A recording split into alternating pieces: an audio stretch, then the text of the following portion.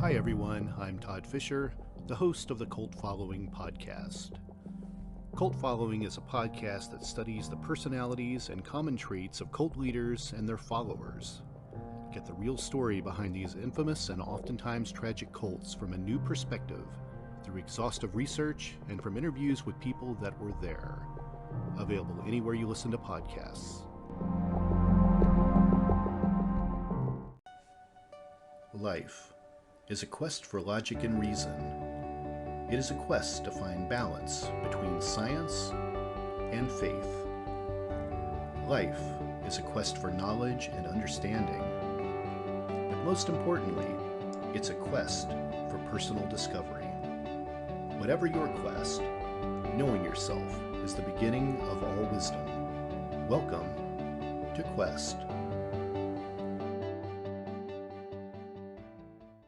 Hi everyone, I'm your host, Todd Fischer.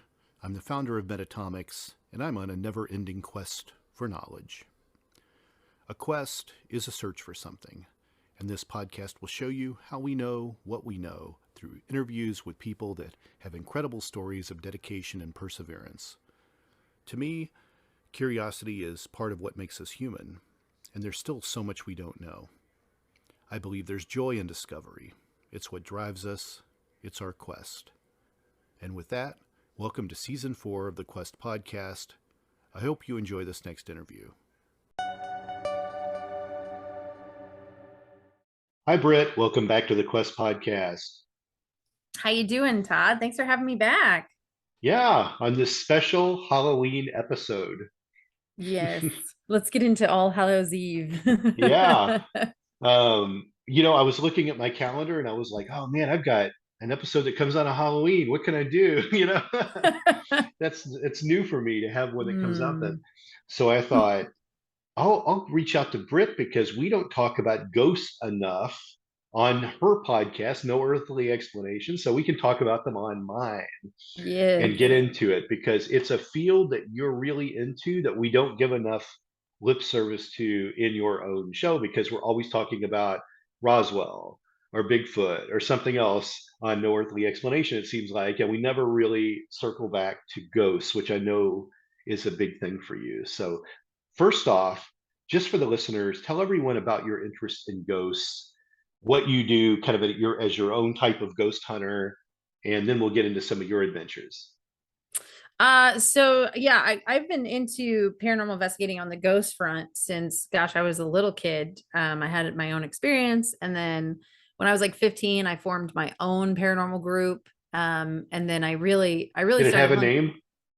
No, we You didn't didn't really name have you didn't one. name your paranormal group? No, we didn't. Not at that point. I mean, when I got older and I formed one with my brother, we were, and we still are WTF Paranormal. But All right. but at that time, no, it was more or less, at that time they were like, oh, is it just a hobby? And we're like, no, like we really have an interest into it. And because I worked in film and television, we would sit around on the back lots and talk about ghost stories or things that we saw or may have not seen and we didn't know. And then we're like, what if we just got together and started investigating it? And I was like, yeah, let's do that. And then that happened for a couple years and it Now, really. now, when we talked about this before, on one of your previous interviews on mine, now was your first ghost experience, was that in Colorado? It was. Mm-hmm. Okay, because I was talking about my Stanley Hotel stories, I think, during that, which we Yeah. can talk about again on this episode if we want. But can you tell everyone who didn't hear it the first time, what was your experience in Colorado? So we had what was called like a garden level basement in Colorado. So I know, out west and up north, everybody knows what a basement is. Of course, people in Florida are like, what's a basement? Living in a dungeon. But it was like half underground, but it had, these windows that had like, you mostly came right to the dirt. So they were, right at the ground level. And then we had a deck that was right above it. And I was 4 years old and I was playing on my Teenage Mutant Ninja Turtle table, making pizzas because I was a kid. And my sisters ran upstairs to grab something and I kind of heard this thump on a window and I looked up, and from the playroom into the living area of the basement to that window, I saw what looked like a full-blown Native American crouched down in the window looking back at me. The left side of his head was partially shaved. He had like really coal black hair, like almost like a mohawk towards the center. I mean, I made such detail of him. He had these really cool beads on his arm. He had like like these feathers on the left side of his head where the half shaved was. But the thing that I remembered most was the way he looked at me. His eyes were like, oh my God, like they've seen me. And I remember telling this story as I got older, and my brother was like, oh, it's probably one of the wild men. Because we live so high in the Rockies in Estes Park that we were known for having what were called wild men. And these were men that just lived off the land. They like would skin their animals and wear that stuff and lived in their own kind of makeshift cave homes. But this was not that. This was a full blown. And I remember I screamed so tightly and like so frightened because I'd never seen anything like that. And when I opened my eyes, it was gone. It was like gone. And then that kind of just spiraled my like, I was so open after that. Like there's no way that anybody could tell me that I didn't see what I saw. Yeah, yeah. So, it's at the Stanley Hotel. I had to go visit. I was in that area, and I had to go see the Stanley Hotel, and I took pictures in the Stanley Hotel. And now I've been a professional photographer my entire life, right? Like I totally understand, what can happen if there's a speck of dust on a lens. I understand how lighting works. I know how reflections work. I can pretty much figure out if I have any kind of technical issue shooting pictures on a DSLR and what might happen. So as I was taking pictures, down the hallways, I would kept getting these green footprints in the carpet, these glowing green footprints in the carpet. So I would look around, I'd look at the ceilings and the lights in the ceilings of the hallway. I would look where the light was coming from behind me. I'd check my optics, same thing. And it didn't matter where I moved or what angle I went to, the footsteps never moved, they never changed their position. Right. So I'd go to the spot on the carpet where I thought they were. And I thought, well, maybe the hotel's fucking with us and trying to perpetuate this idea that it's haunted, and they've done something to the carpet now. In fact, even when you zoom in on these ghost footprints, you can tell they're not really in the carpet, that they're just sort of above the carpet, and they're hazy. Really fascinating, all the way down the hallway. And then in the suite where Stephen King had his experiences, and had basically was writing The Shining because of that. I couldn't go in the suite. Someone was occupying it, but I went to the door of the suite, and there's actually several doors right next to each other because there's like adjoining rooms that connect to the suite. And I photographed the doorway so I could tell everyone, hey, I was here. I was at the spot, where Stephen King was at. And I didn't notice it at the time, but later on, a friend of mine was looking at the pictures and said, did you notice the face in the door? And I was like, what? And so I blew the pictures up, and on one of the doors to the left, so it was like a flat door and then two doors, kind of facing each other. None of them were next to each other. They were all sort of, where they were facing each other, but, not all facing me. But one of the doors, when I looked at the glare on the door, there was a face, and that wasn't mine. No one else was with me. So it was definitely a weird situation. And to this day, I can't figure out what happened in those pictures. But there's one other thing that happened too. So we made sure that we stayed in the historical part of the hotel, not any of the expansions. There's people like stay in the expansion rooms and they have activity and they're like, But so I'm never really sure. In fact, the famous Ghost Hunters episode was the one where the glass broke. I don't know if you remember that. I do. Jason's glass broke, but he turned off the camera at the time the glass broke, which was like the beginning of the huge scandal about whether or not the ghost hunters were fabricating stuff. But they were staying in one of the annex parts of the hotel. They weren't even in the historical rooms, right? So I'm in a historical room. So I have this little clip of video footage. I don't know if I've ever showed this to you or not, but when I tried to open the window in the room, and the freaking window wouldn't open. It was like it was swelled shut. So I was like, all right, it's an old hotel. I guess I can't open the window in it. So I leave for the day and I go do some things. I connect the windows open. And I was like, well, that's the weirdest thing is the window's open right now. So I put the window back down and it's working fine. And I think, well, it's just swelling up, something's happening with the environment. And And I leave and I come back, it's open again. And I'm like, what is going on here? So I was like really frustrated about why this window would open when I would leave. But if I wanted to open on my own, I couldn't. So I must set my camera up for time lapse. So I left for the day, go do my stuff, and I come back and that window's open. But I go back and look at the video footage, and not only had the window opened on its own, it closed on its own and it reopened on its own at different points. And at one point, when the window closed, you see the bed in front of the camera go like this, like pressed down, like someone had been What? sitting on the bed. Yeah, so you see the bed just bend in with the camera behind it, nothing touching it. So not only did the window Oh open and close my. multiple times, but you see the cushion, you see the bed move. So Oh my God. No, you've never sent that yeah, to me. I want to see it. amazing. It's amazing. There's also some curtain movement and stuff too, which could be other things, but the bed is really odd. Yeah, that's not And air conditioning, I can tell you that. yeah, yeah. So that was crazy. I've always Wow, kept that's an open awesome. mind with things like this. I've never really had like much of a personal experience with things. I'll tell you another story though while we're on stories, and then we'll move on to something from you. But uh, I had a friend who trained um, like like canines for the police force and for the Yeah. military, things like that. So they could sniff out where people were. They would sniff out drugs. They would sniff out body parts. He trained them to do all kinds of stuff. And this guy lived in Henryville, Indiana. And Henryville, Indiana is known for two things. It's known for the most reported UFO sightings in Indiana and the most reported ghost sightings in Indiana. It's a completely messed up town.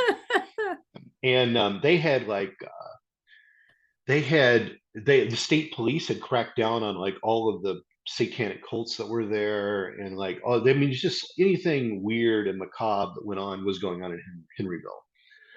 So this is where this guy lived and he trained his dog. So he wanted me to document how he trained his canines.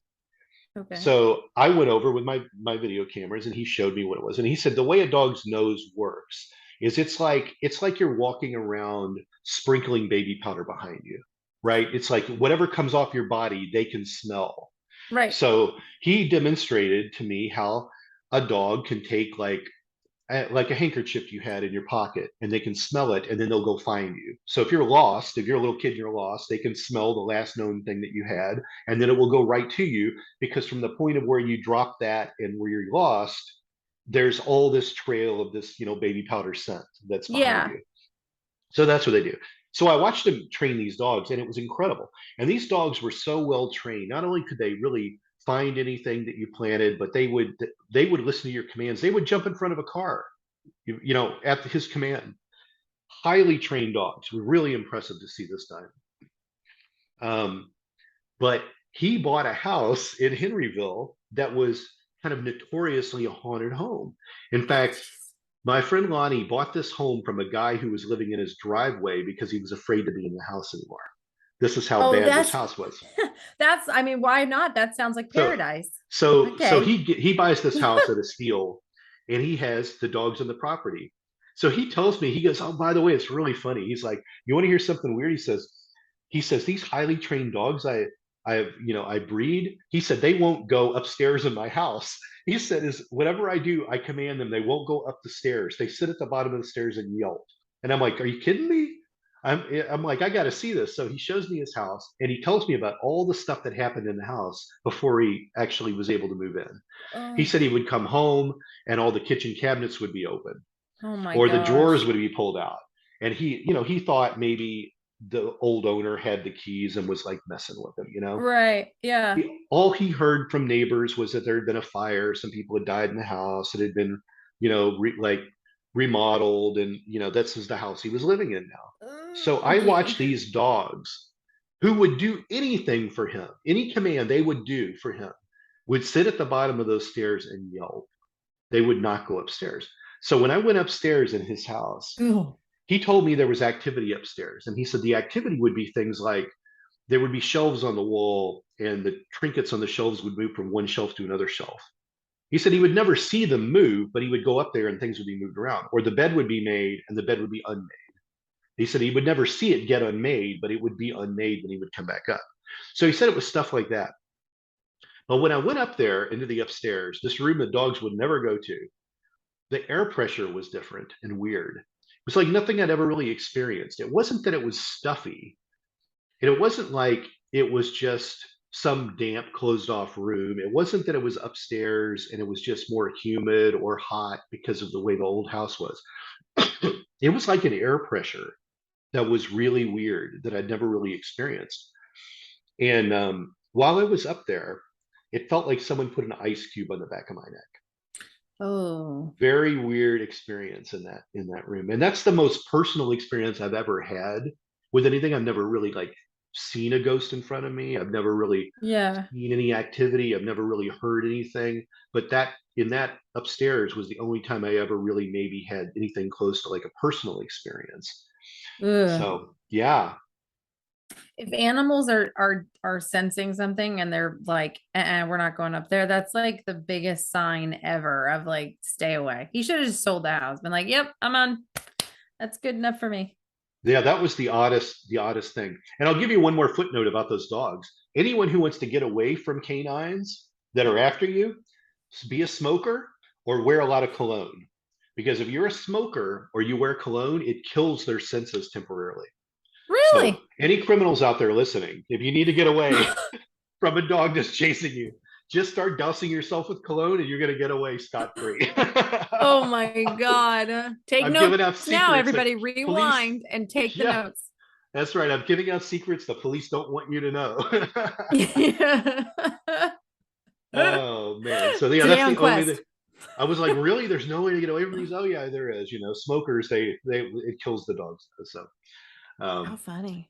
what's your best ghost story? Jeez. What's been the best place you've ever gone to? What's been what you've seen that's just really scared you, struck you as evidence or whatever it might be?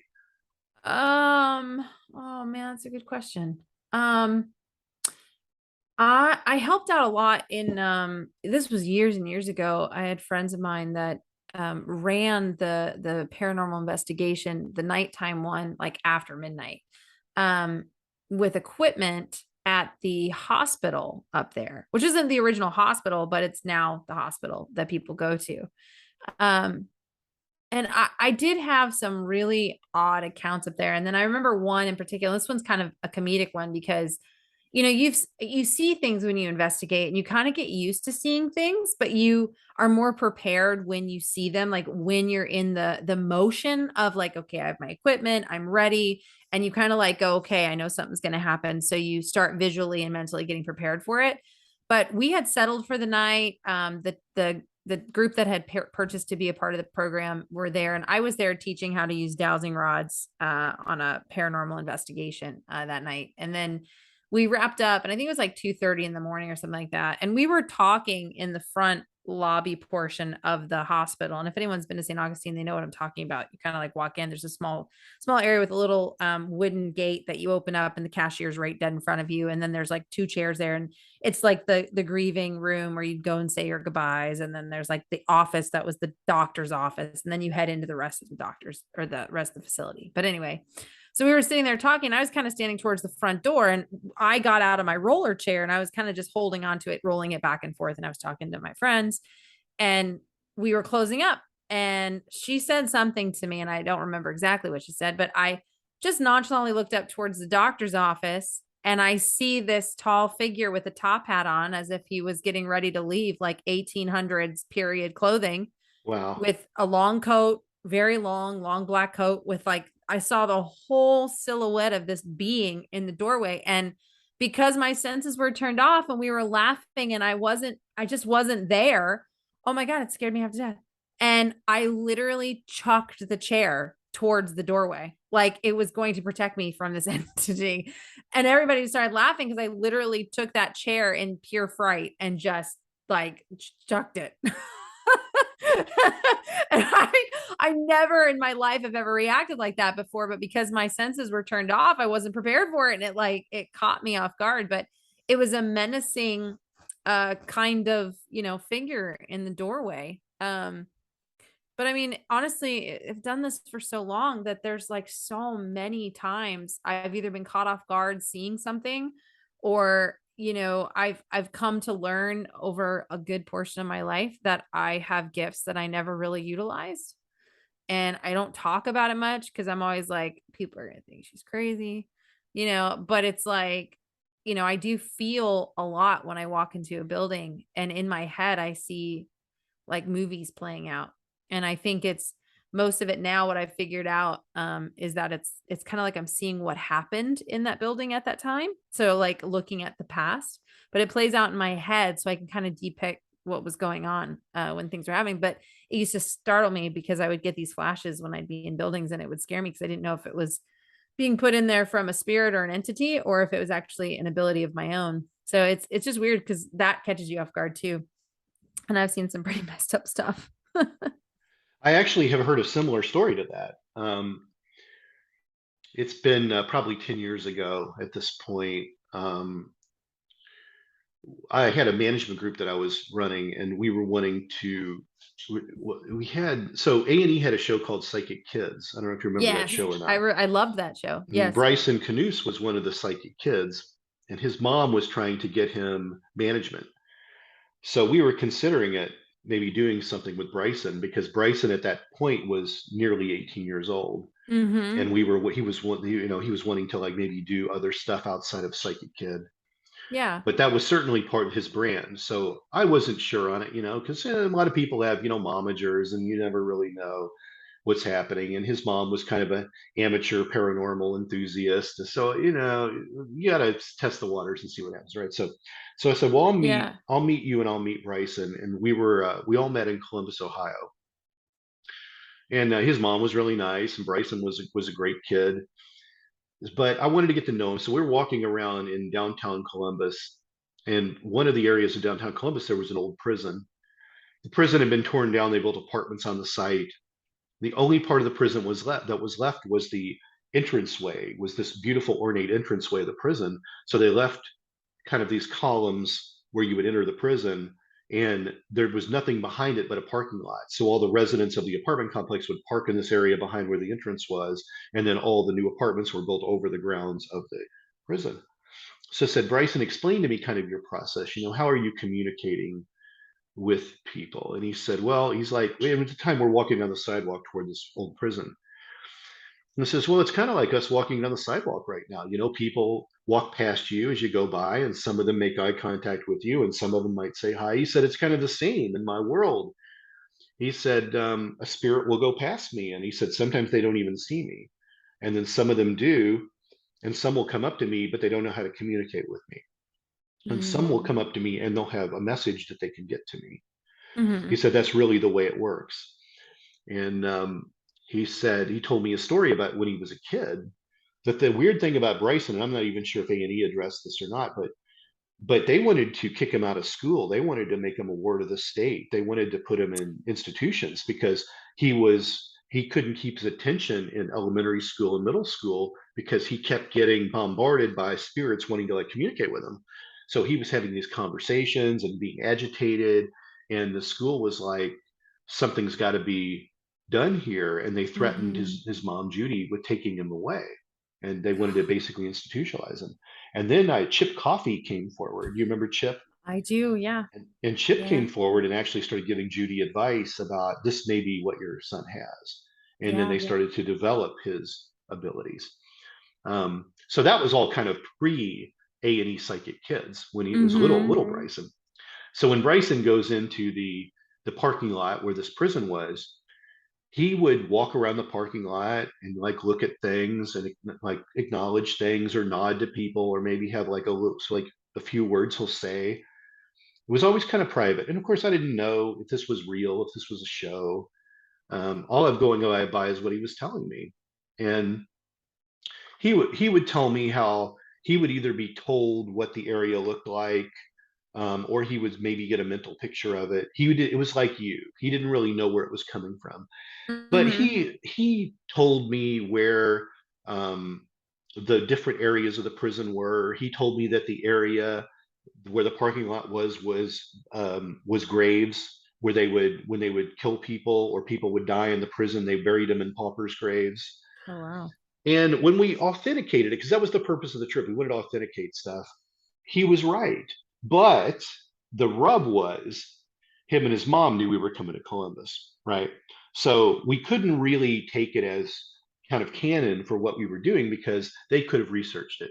So what I did, but I was intrigued, right? So this got me so far. So what I did was I said, would you guys mind going to another location that I don't tell you about? And they were like, all right, because I've got to test you, but we have to do this as a different type of like a blind study, basically. Right. So Yeah.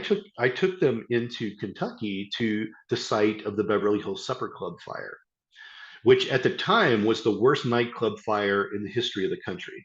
So this happened in the mid to late 70s, and Oh boy. it was this beautiful old kind of nightclub that was built on top of a hill, and it overlooked the Ohio River, and you'd see Cincinnati. You'd see Cincinnati from the Kentucky side, and there was a mystery behind how the fire started, but a lot of people lost their lives because the building was very old. It wasn't up to code. The doors opened inward instead of outward. There were Oh, toxic yeah. chemicals in the cushions, and the curtains weren't flame retardant. Like anything that could have gone wrong in the situation did. Yeah. And Oh, jeez. so this nightclub fire happened, and all these people got burned up in there. So I took Bryson to this site, and I took him up to the top of the hill. Nothing's ever been developed on it. There's still Oh, remains of the building up there. There are some little shrines people have put up. We steered him away from all that stuff. We gave him no information on this site. He had no idea we were going there.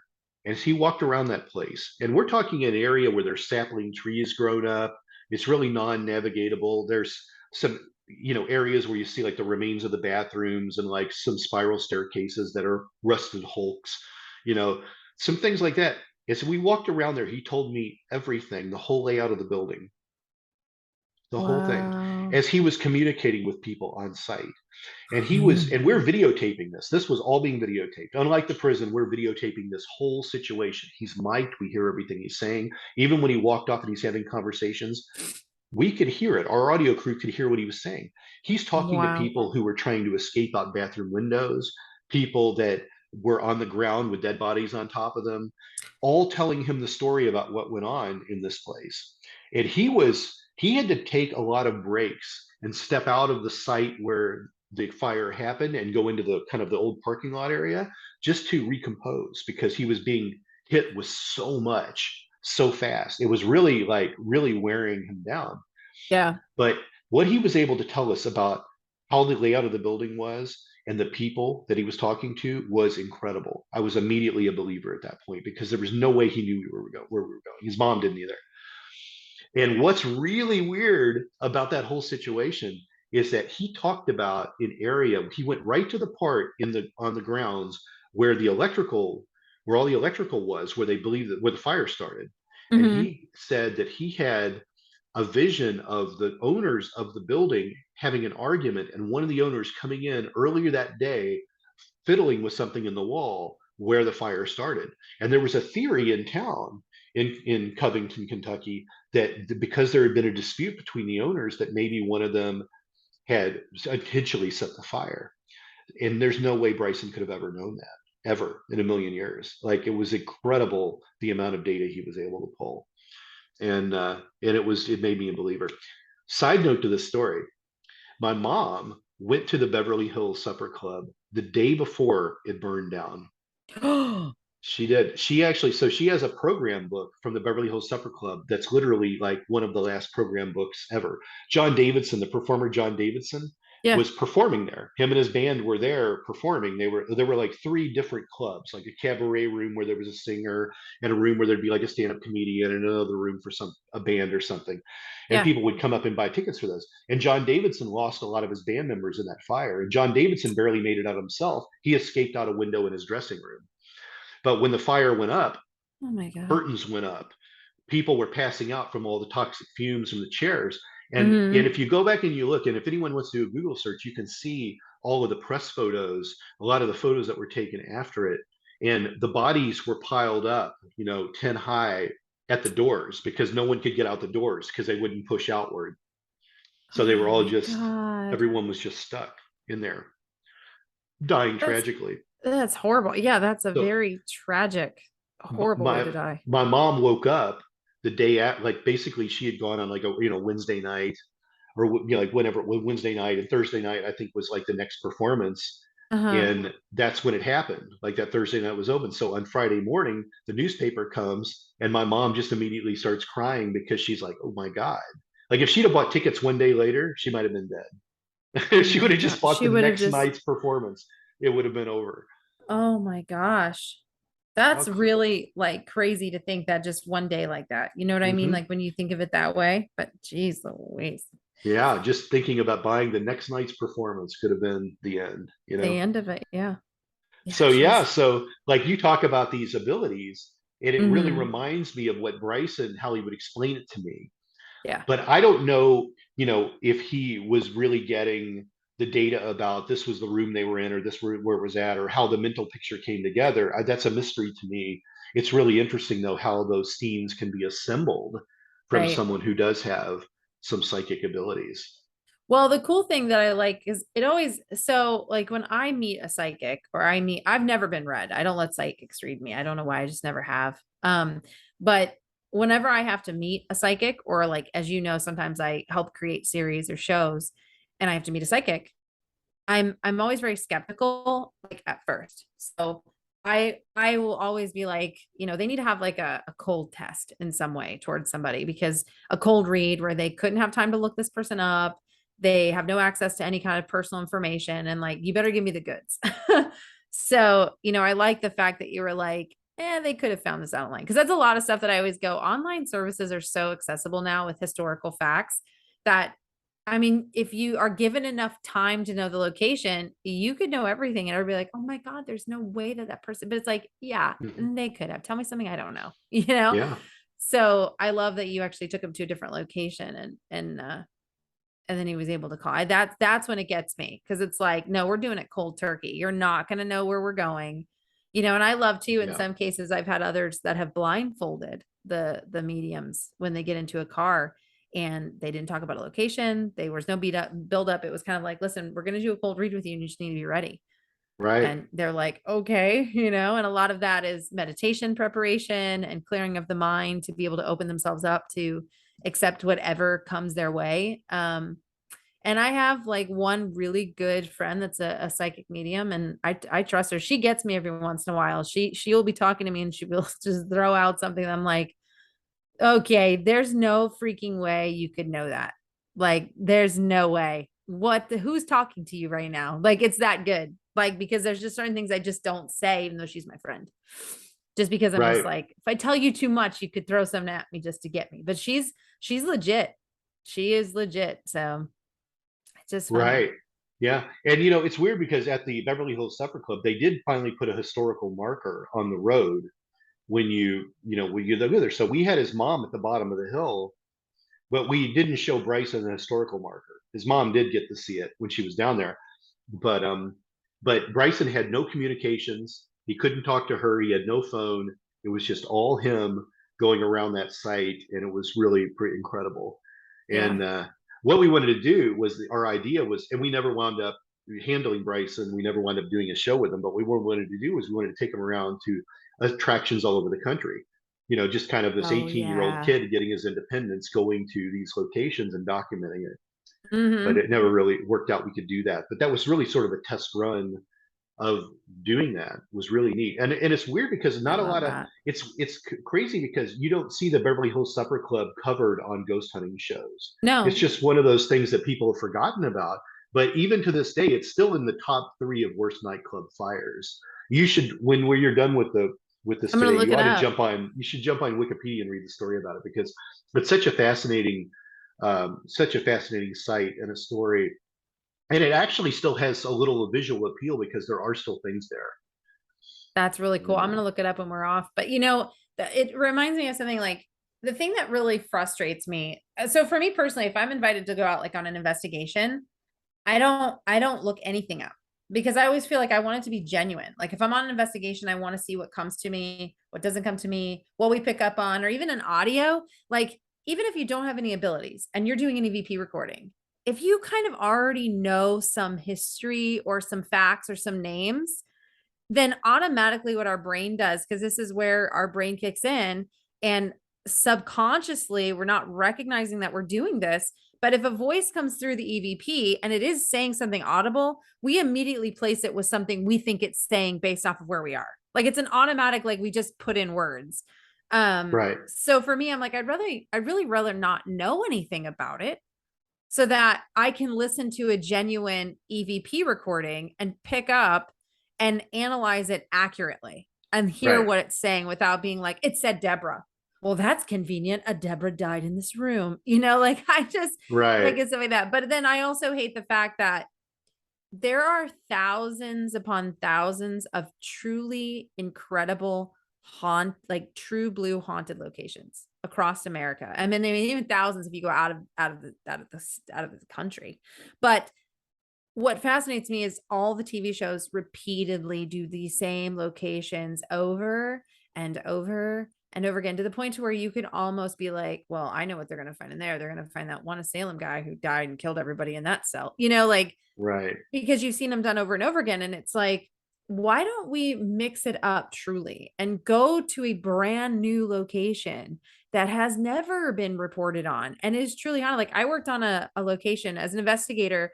I don't go in one night and say I have all the answers, because that's not a real true investigation. If you're really going to be a real investigator in the field, you have to study the location. You're not going to get your answers on night one. You have Right. to be there for a long period of time. And so that's a study that a lot of people just don't do. But I worked on a location for 3 months and ended up being a very demonic possessed location and really needed to be exercised like hardcore. We had manifestations. We had manifestation of flies that would come and go, like big groups of just dark mass flies forming something. I have a photograph of what looks like a child, but it's not a child. Like I have that to date. And, it's the study I had to do for a long period of time. And it became watching the person that was experiencing it actually have physical ailments from the possession of the building. But those are the things, the off the road tracks that I love going to, because I feel they have the true meat to what you're investigating, and you've got to give it that time. And it frustrates me that these shows go in, they're like, well, 2 a.m. in the morning, time to wrap up. We didn't catch anything. You were there for like 5 hours with an entire film crew. Yeah. Yeah. I'd like to see crossover stuff done too. Like obviously, about my cult following podcast, right? So, Yes. Yes. which of course the UFO cults one just Yep. aired. I just put it out, which was a crossover we did for No Earthly Explanation, and we did it for mine. So that That's a just good came one. out. That just That's a came good out this one. last week. But I'd like to see some crossover stuff, because whenever there have Yeah. been destructive cults that have given us death in their members, go like you don't see ghost hunters going to those sites. You don't see Mm-mm. Waco being looked at. Oh, You don't Waco. see what happened with Oh the Branch man. Davidians. No one's looking to see if there are ghosts from those people, if there's paranormal activity that happens in these places. And there's a lot of those, a lot of destructive cults that have locations that you can still go to, that have buildings standing or buildings that are burned down.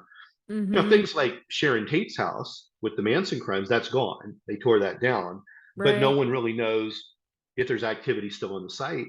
No one Right. goes to what's built there now.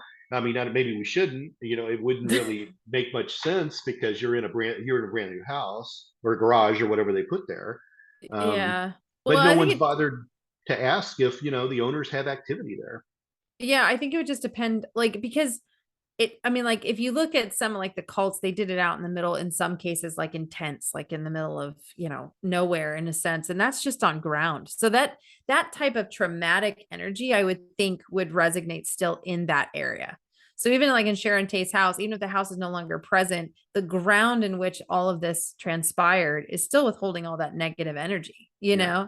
I mean, that's even like the Black Dahlia house that's out there too. I mean, that is I, still there. You could go and investigate that. That is still there. I mean, Ghost Hunters International shouldn't have gone to stupid castles in Ireland. They should have gone to where Jonestown was, where everyone drank the Yeah. Kool-Aid. Like, let's walk around there. I want to see what's Yeah. going on there, because someone is still on site, You could do like a cult paranormal, like That's literally what it needs to just be. It doing it. needs, Yeah. Yeah, it needs to be cult parent there. That means you've got a built-in name for a show right there, you know? You do. Well, think about Waco. I mean, they had that bus that they did half bury underground. That was like an in and out entrance, but they did have some that died in there. Mhm. So it's like even in Waco, I think that building's still standing, actually. I think.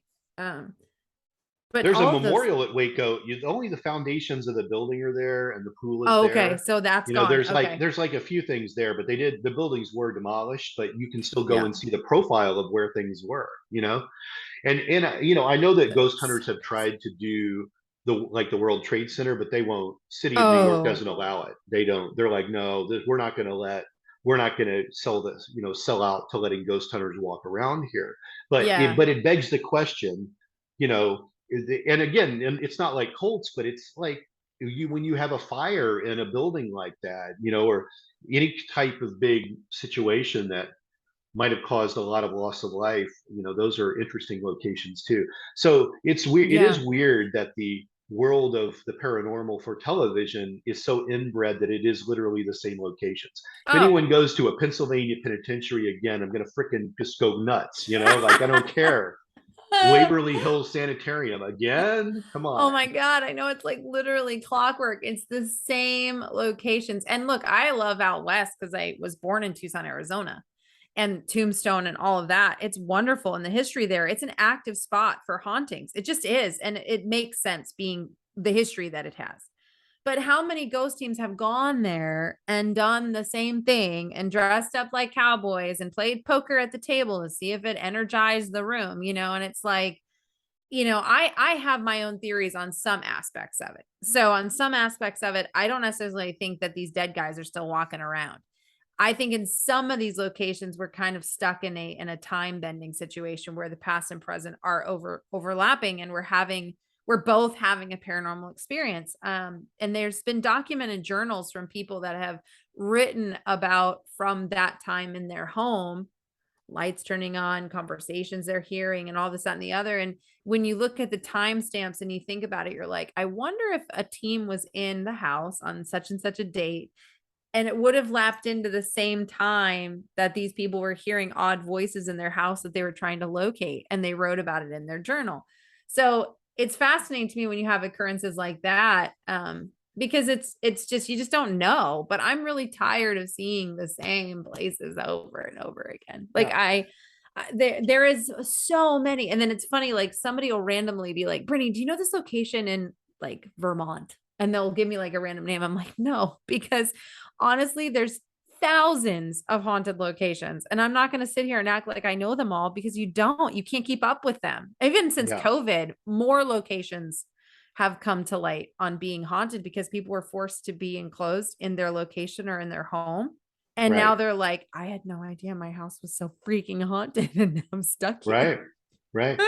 Also, I think, you know, thinking outside the box for future locations for people to go to, we need to think about things like, you know, where there were train crashes. There's a lot of places Yeah. where there were train derailments and a lot of loss of life. There were places where there were natural disasters. You know, no one's going to Thailand to see where the tsunami hit and so many people died. Like, there's so many spots where there were earthquakes that a lot of people lost their lives, where buildings were collapsed on people, and is interstates fell apart. Like, there's a lot of areas where you can go to that were the scenes of um, a lot of tragedy that Mm-hmm. are not only interesting to say, you know, the train line behind me, you know, in 1972 there was a derailment that killed, you know, 35 people, and discuss the history of what happened on that site. That's an interesting thing because you get to get a little dose of history and a dose of there was a lot of death here. You know, it wasn't necessarily that people were murdered, but definitely a traumatic incident nonetheless, so that you might not move on from, you Oh, know. absolutely. Well, I So it mean, doesn't. but that follows suit too. Like after the hurricane hit New Orleans, it was so badly flooded that the cemeteries, the bodies were coming out of the ground and floating down the street. Yeah. And the mediums were like, the real mediums were saying that they were being bombarded by almost the spirit plane saying, I need to find my body. Like, where's my body? And they're like, we're trying to find your bodies, but it's everywhere. And so you imagine the immediate like disruption of our already a very haunted and eerie town with a really deep history of that type of stuff. And now they've just had this new uproar of bodies coming out of the ground and unrest. And so it's like, no one's touched on that. No one's really investigated that wholeheartedly to find out, is there peace in some of those situations now, or what has Sure. happened since then? Yeah. Yeah. Do you think that spirits are more active at certain times? Do you think give any credibility to spirits might be more active during Halloween? Are they more active during a full moon? Are they more active at the anniversary of their death? Do you think there's any truth to any of that? No. Hmm? My opinion is no. I honestly think that if a place is haunted or the presence of a spirit is there, it's going to be there, whether it's day, night, 3 o'clock in the morning, 3 o'clock in the afternoon. I don't think it really matters, because there's so many daytime sightings that people really don't address. Halloween, I think gets a lot of hype for it because of the history of what All Hallows Eve stands for. But I think more people are just more open to the spookiness of it. So in a sense, I think we open our mind, not realizing we're opening up our mind. So I think when we have an account, we're like, it's because it's Halloween and it's a full moon and it's Right. Halloween and it's All Hallows, but it's actually not. It's just you've opened up and you're more open because of the nostalgic, or kind of the persona of Halloween and what it is. And so automatically our brains now have been opened without us being aware. And so if we see something, we just lump it into that. Like it's the same thing. Like if you're on Halloween, you see a black cat, you're just like, I knew it. There's a witch nearby. Right. It's something so stupid. But yet 3 days ago, you saw that black cat on like the 27th, and you're like, stupid black cat, get out of my yard. Like Exactly. Right. it's just not the same thing. I just think we just see it differently because it's All Hallows Eve, like that's really Right. all it is. Yeah. Yeah. Well, there you have it, folks. We're dispelling that there's any more spirits than normal out on Halloween. But Britt, I know Exactly. this is kind of this actually went on for a while. We've been doing this episode for a while. It seems short, but we actually been recording for a bit here.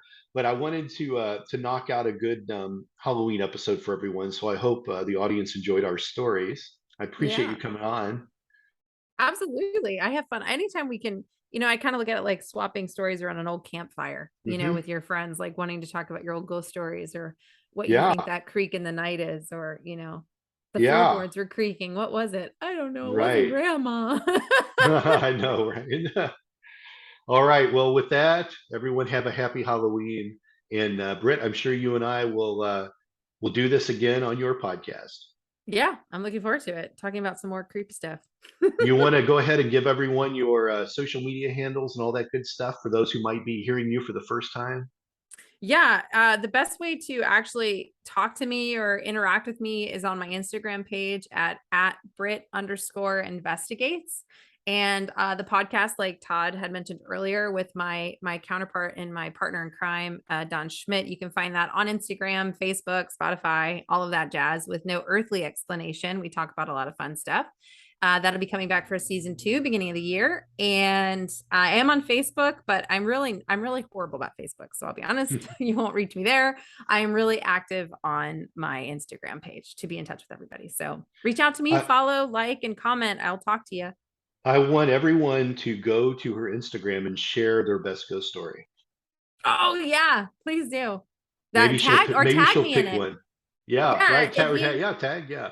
Yeah, if you And put it like in your stories or in a post, just tag me to it and I'll share it into my stories, and I'll write my comments on it. Would love that. love it. All right, Britt, you have a good evening. Thanks for coming out. Thanks for having me. Happy Halloween, everyone.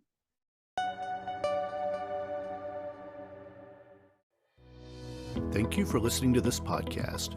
Please be sure to rate and review this episode. This podcast is produced by Todd Fischer and Anthony Smith and is distributed by Metacortex Publishing. This podcast is copyright. Any previously trademarked or copyright content is used by permission. Information and opinions stated in this podcast should not be construed as medical advice. Please be sure and visit the official website for Metacortex Publishing at metacortexpublishing.com, or find us on social media for other unique content.